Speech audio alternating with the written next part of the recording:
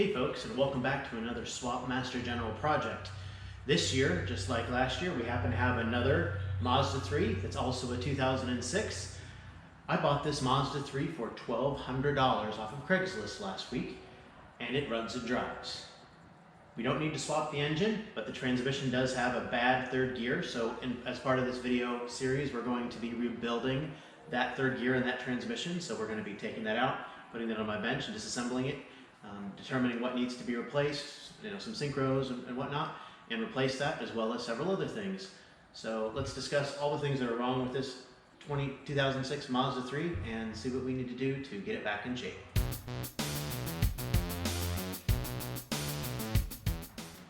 Alright, so of all the things that are wrong with this 2006 Mazda 6, again, it runs and drives. I bought it an hour away, drove it an hour home. It was quiet, it was nice, it rides really well, the suspension's great. As you can see, the paint's shiny. It does have some rust. I'll show you here in a minute, so you can see a little bit there at the rear fender.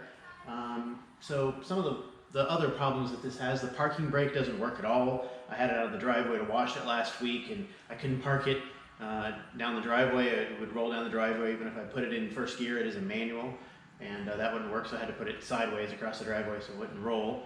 So that needs to be fixed. So the key, as you can maybe see here, this is broken and the lock cylinder is missing from the door. So there's not really any good way to lock it right now because it doesn't detect that the door is actually shut. The door jar alarm is always on. So it's probably something to do with that latch there. So I need to take that door panel off and take a look. Make sure all the wiring and everything is corrected and is correct, and that the wheel cylinder, lock cylinder is still in the door. I was told that it had fallen out of the door. The vehicle had not tried to be stolen at any point, but the lock cylinder should be down the door. Hopefully I can fish that out and get that fixed. The battery is probably dead. It has been beeping for the last week with the door ajar alarm because it hasn't detected that it's been shut.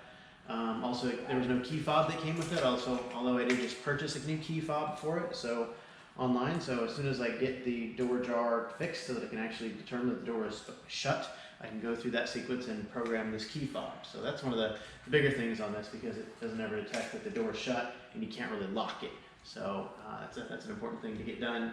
The air conditioning doesn't work. I was told that a compressor was replaced on this vehicle, but it still didn't quite work. So I don't have AC equipment here in my garage, so I plan on taking it to a buddy at a shop and have them evaluate it and determine what needs to be replaced or what needs to be done with it. If there's any parts that need to be replaced, I'll do that work, and then to save a little bit of money, and then take it back to them to actually fill it and test the system once that's done.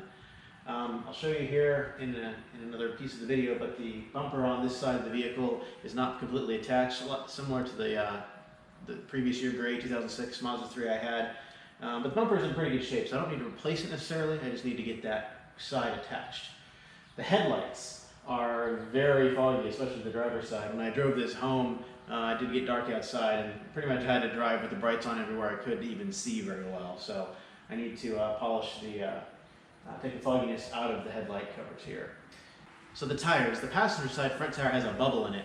Looks like it's been curbed pretty well. So I don't know that these tires might be good enough to where I can just replace one, but it might be potentially replacing both front tires.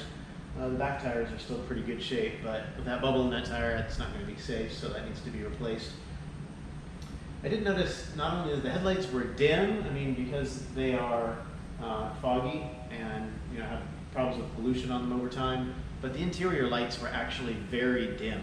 So I also, once I get this thing running and registered and I can drive it around, I need to take it to an auto parts store and have them check the charging system to make sure the alternator and the battery are actually good.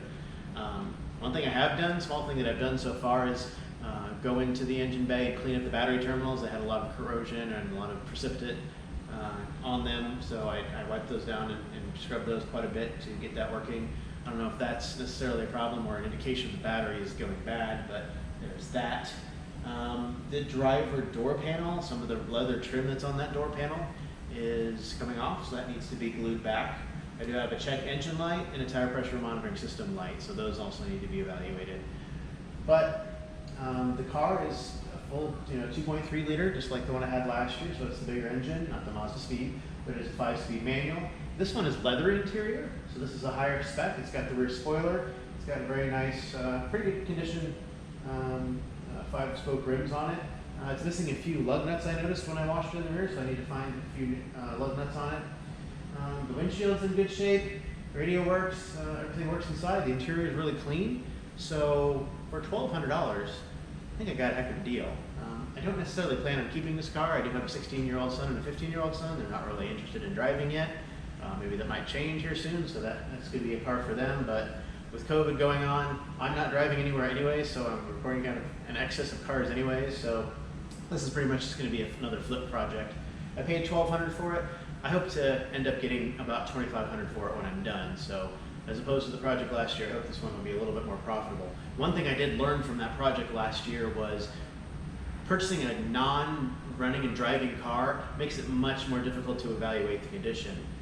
Driving this thing around, again, it feels great. The steering is very tight. The suspension's tight. It's got 171,000 miles on it. So the suspension obviously has had, some maintenance over time. I will still be checking it out, but definitely these are not the original struts on this car. It's definitely been replaced. It rides really well. Yeah, so I'm really looking forward to diving into this project and especially getting to that transmission. I know these vehicles have a lot of problems with their 5-speed manuals and third gear popping out like this one does, and I'll be excited to take the journey with you guys and learn how to actually repair that yourself. You can get used transmissions, manuals for these for about $250, $300 from local junkyards, but who knows what kind of condition those will be in, right, if they'll have the same third gear problem. So I've actually rebuilt a 93 Oldsmobile automatic transmission at one point, and I've put a Quaife limited slip differential in a 93 Nissan NX 2000 before, so I've had transmissions open before and done some work on them. I've just never actually replaced any of the hard parts in a manual, so I'm really looking forward to that on this project. So yeah, follow with me, and I appreciate everybody watching and subscribing as we make our way through this project. Thanks, and see you guys in the next installment.